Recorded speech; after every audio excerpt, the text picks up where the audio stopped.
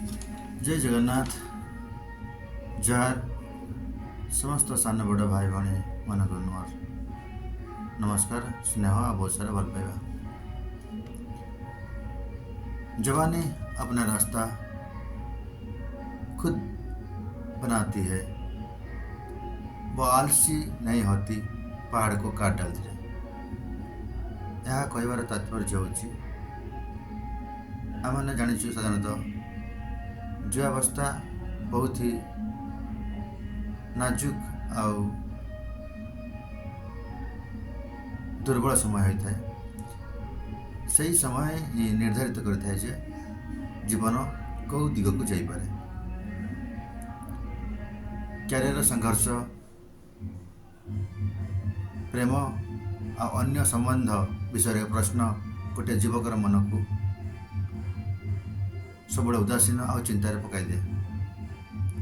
निष्पत्ति नेबा बड़ कष्ट हो जाए। अधिक संभावना यह थाए जे परिवार, समाज, शिक्षा आउ मीडिया द्वारा प्रभावित हो निष्पत्ति नेबा उचित, ना कि निजर समझदारी आ बुद्धि द्वारा निष्पत्ति नेबा उचित।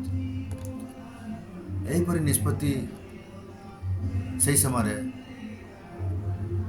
सुविधाजनक भली लगिपे, किंतु से निजर जीवन जंजाल आ जटिल भितर पड़ जापे आ मध्य बंधन में बांधी हो जाए।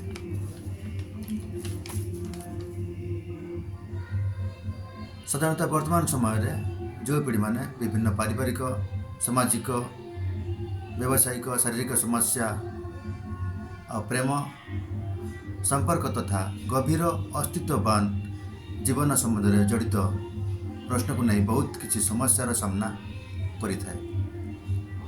साधारणतः युवपीढ़ी गोटे यहीपर एक दुर्बल स्थिति आ अवस्था जहाँकि जीवन में भूल रास्ता को जीवा बहुत सहज होता है।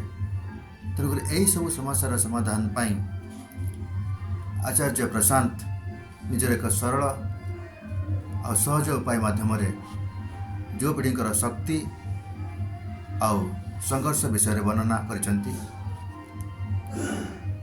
यही बहीर उद्देश्य होची कि युवपीढ़ी को सठिक ज्ञान मिलू, सठिक निर्भुल ज्ञान मिलू और निजर जीवन निष्पत्ति निजे बुद्धि आउ बुझी विचारी करी नहीं पारिबे। से आमने चाहिबा गोटे बही अच्छी आचार्य प्रशांत लिखिछंती, से बहीटर ना होची विद्यार्थी जीवन। यही बहीटी आनी आमने समस्त युवपीढ़ी यदि पढ़ा ताहले निज जीवन को सठिक मार्ग में नहीं सठिक निष्पत्ति कौन जापर आ जीवन में उन्नति आनी परिबा। आशा करुचे समस्ते ये बहीटी को पढ़ा आ जीवन में किसी नुआ परिवर्तन आनी परिबा। जय जगन्नाथ। जय।